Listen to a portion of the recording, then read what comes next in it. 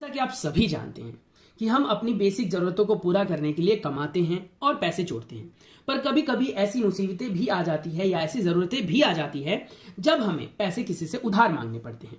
और वहीं पर खेल शुरू होता है साधारण और मिश्रित ब्याज का, यानी कि साधारण ब्याज और चक्रवृद्धि ब्याज का खेल शुरू होता है।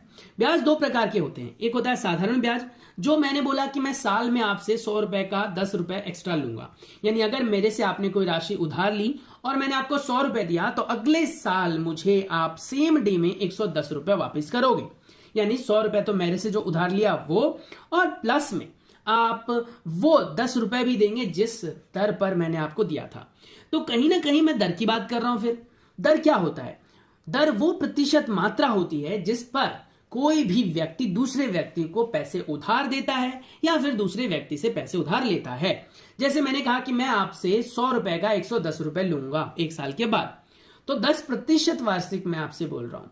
वहीं पर अगर मैंने कहा कि मैं आपसे 2 रुपए लूंगा, ठीक है, एक्स्ट्रा, तो मैं 2% वार्षिक ले रहा हूं। वहीं पर यह साधारण ब्याज छमाही भी हो सकता है, 6 महीने पर। मैंने कहा कि मैं हर 6 महीने पर आपसे 10 रुपए लूंगा, यानी कि सालाना कितना हो गया? 20%। तो क्वेश्चन किसी भी तरीके से पूछा जा सकता है। तो पहले आज हम जब साधारण ब्याज के बारे में पढ़ेंगे तो हमें मूलधन, ब्याज, मिश्रधन, ब्याज का सूत्र और दर ये क्या होते हैं पहले ये समझना जरूरी है। इसके आधार पर फिर हम एक प्रश्न भी करेंगे और जानने समझने की कोशिश करेंगे कि आखिर ब्याज वाले प्रश्नों को कैसे हल किया जाता है। साधारण ब्याज के बारे में मैंने बताया कि यह निश्चित होता है और यह साधारण तरीके से लगाया जाता है। जैसे कि मैंने आपको बोला वार्षिक 10 रुपए। वार्षिक 10 रुपए का मतलब हो गया कि भैया आप मुझे हर वर्ष के 10 रुपए दोगे। जैसे मान लीजिए मैंने आपको 100 रुपए दिया और मैंने कहा कि मैं 10% वार्षिक दे रहा हूं आपको ब्याज पर, और आप मुझे 5 साल में लौटा देंगे। तो जब आप मुझे 5 साल बाद पैसे दोगे तो आप 100 रुपए तो मेरे वापस करोगे ही जो आपने लिए थे, प्लस में 5 साल का साधारण ब्याज भी दोगे। और अगर मैंने हर साल आपसे 5% की मांग की या 10% की मांग की तो एक साल में 10 रुपए आप मेरे को फालतू दोगे, तो 2 साल में 20, 3 साल में 30 और 4 साल में 40। ऐसे अगर 5 साल का दिया था मैंने तो 50 रुपए आप मेरे को एक्स्ट्रा दोगे, यानी कि 100 रुपए आपसे जो उधार का लेन देन का हुआ आप मुझे रिटर्न करते वक्त मुझे 150 रुपए दोगे, यानी कि 5 सालों में मैंने आपसे 10 रुपए प्रति दर से लिया। क्लियर हो गया? वहीं पर दूसरा ब्याज होता है जो चक्रवृद्धि ब्याज भी कहलाता है। यह दिए गए पैसे पर भी लगता है, यानी कि दी गई राशियों पर भी ब्याज लगता रहता है। इसके बारे में अगली वीडियोस में समझेंगे। फिलहाल हम साधारण ब्याज के कुछ एस्पेक्ट्स की बात करते हैं, कुछ जो पॉइंट्स इनको समझना है। मूलधन क्या होता है?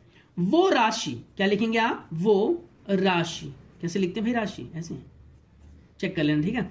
वो राशि जो उधार ली जाए, ठीक है, या दी भी जाए, कह सकते हैं, उधार ली जाए, यानी कि ऐसी राशि जो उधार ली जाए, ठीक है, उसे हम क्या कहते हैं? मूलधन, या दी जाए ऐसे भी लिख सकते हो।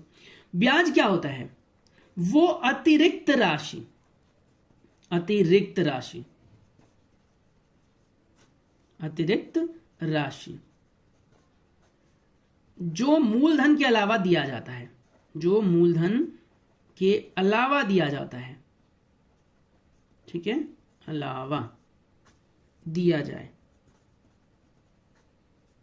ठीक है, दिया जाए, जाए लिख लेंगे यहां पर, दिया जाए, जाए आई थिंक ऐसे लिखेंगे, मैंने ऊपर वाले में ये लिख दिया था, वैसे करेक्ट कर लेना आप। तो दिया जाए। मिश्रधन क्या होता है? मिश्रधन होता है जब मूलधन के साथ ब्याज भी दे दिया जाए तो उसे मिश्रधन कहते हैं, ठीक है। क्लियर हो गया? तो जितना आपने मूलधन लिया था प्लस में आपने ब्याज जितना दिया। अब ब्याज का सूत्र क्या होता है? कैसे ज्ञात करें ब्याज? तो कहते हैं मूलधन गुना दर गुना समय बटे 100। फॉर्मूले को अगर शॉर्ट में लिखे तो कहते हैं SI is equal to PRT divide by 100।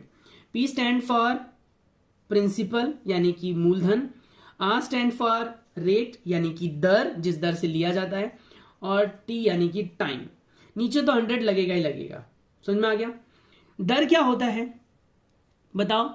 जिस आधार पर ब्याज दिया जाए, जिस आधार पर ब्याज दिया जाए, ठीक है। अब क्या मतलब है इसका? आधार पर ब्याज दिया जाए, दिया जाए।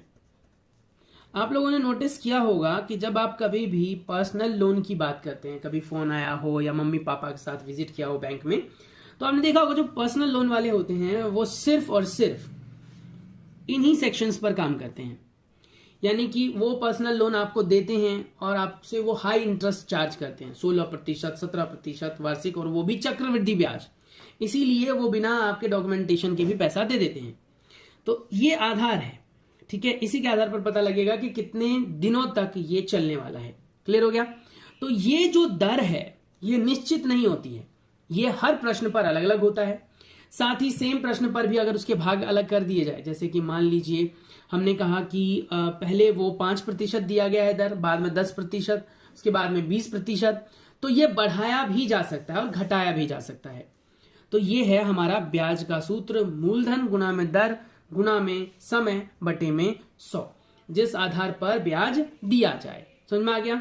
तो इस तरीके से आप जो है वो प्रश्न को कर सकते हैं। मिलता हूं नेक्स्ट क्लास में। अगर कोई डाउट है तो please let me know in comment section. मैं आपके कमेंट को